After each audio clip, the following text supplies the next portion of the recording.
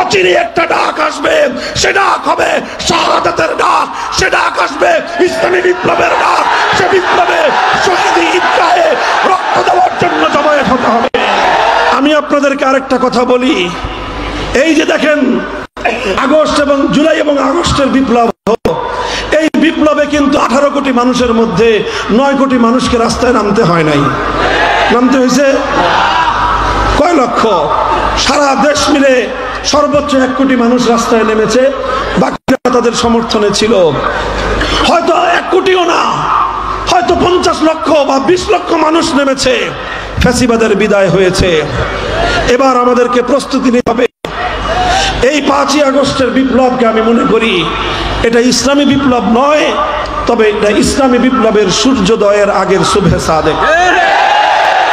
সুবহে সাদেক উদিত হওয়ার পর যেরকম গোটা দেশ বিশ্বের মানুষ অধীর আগ্রহ নিয়ে অপেক্ষা করে, আর কিছুক্ষণ পরে সূর্যের উদয় ঘটবে, রাতের অন্ধকার অমানিসা দূর হবে, ঠিক তদ্রূপ 5ই আগস্টের মূর্তি বিরোধী বিপ্লবের পরে, ফ্যাসিবাদের উৎখাতের পরে এই বাংলার জমিনে যে অভ্যুত্থান হয়েছে, সে অভ্যুত্থানের পরে এদেশের মানুষ অধীর আগ্রহে অপেক্ষা করছে শুধু ফ্যাসিবাদ নয়, কোরআন বিরোধী, ইসলাম বিরোধী সকল অপশক্তি বাংলার মাটি থেকে চিরতরে উৎখাত হবে ইনশাআল্লাহ।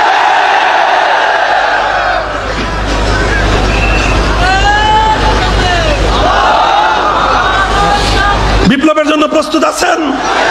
এই প্রস্তুতি নেন ইনশাআল্লাহ। সম্ভাবনা, এক নতুন সম্ভাবনার দুয়ার উন্মোচিত হয়েছে।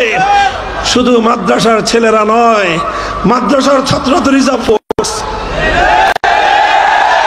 এটা তো রিজার্ভ ফোর্স, চূড়ান্ত সময়ে কাজে লাগবে ইনশাআল্লাহ। স্কুলের ছেলেরা, কলেজ ইউনিভার্সিটির ছেলেরা তাওহীদকে ধারণ করার জন্য প্রস্তুত হয়ে আছে, বুকের মধ্যে তাদের রক্ত জমাট বেঁধে আছে। তাওহীদের কথা বলো, আল্লাহর জমিনে আমরা আর কুফরি সংবিধান দ্বারা শাসিত হতে চাই না।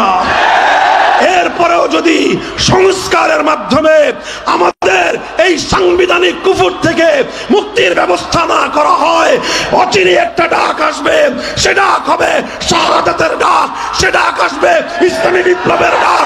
সে বিপ্লবে